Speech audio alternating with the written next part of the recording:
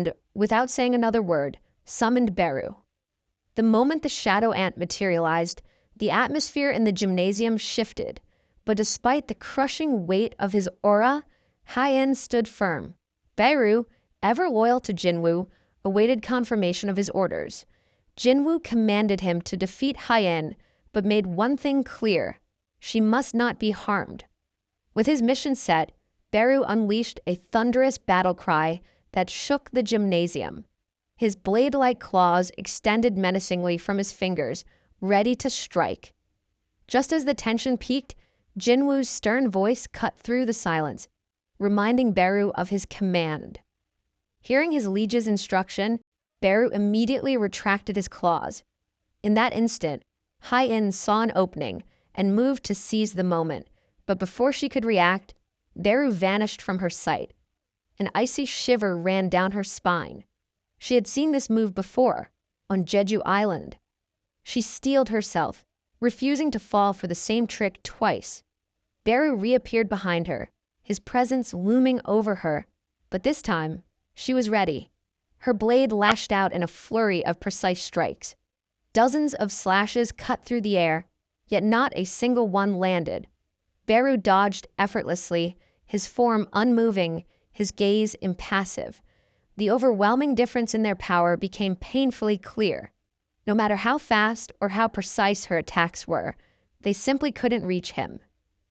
Confusion and frustration began to set in for Hae-In. She couldn't understand. How could he be so powerful? And more importantly, what kind of strength did Jinwoo possess to command a monster like this with such ease? As doubt settled in, Beru suddenly closed the distance between them. A suffocating stench of death washed over her, paralyzing her limbs. For a fleeting moment, she felt as if it was over.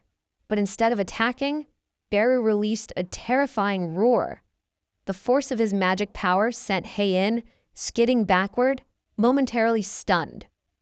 Jinwoo watched the one-sided fight unfold with a grimace. He found no pleasure in the spectacle and asked if Hae-In was satisfied, hoping she would yield. But despite everything, her resolve hadn't wavered. She still wanted to fight. Jinwoo observed closely, trying to understand her intentions. By now, she knew she couldn't win. She had seen the sheer gap in their strength, yet she still refused to back down. He could sense Beru's growing irritation. Unlike his other summons, Beru was still a predator at heart. Even now, Jinwoo could feel him suppressing his overwhelming instinct to kill. Suddenly, Beru's patience snapped. His instincts flared, and he could no longer tolerate prey standing up to its predator. With a flick of his wrist, his claws extended once more as he lunged at Hae-In with lethal intent. But she dodged, barely. Realizing she had to take a risk, Hae-In activated her most powerful technique, sword dance. Moving with increasing speed, her blade carved elegant arcs in the air, each strike flowing seamlessly into the next. The sound of metal clashing filled the room as Beru blocked every attack with his claws. Despite his calm demeanor, his displeasure was evident. Growing tired of the game, Beru decided to end it. As Hae-In lunged for another strike, he caught her sword with his bare hand. With a sickening crunch, he shattered it. Half the blade fell to the floor.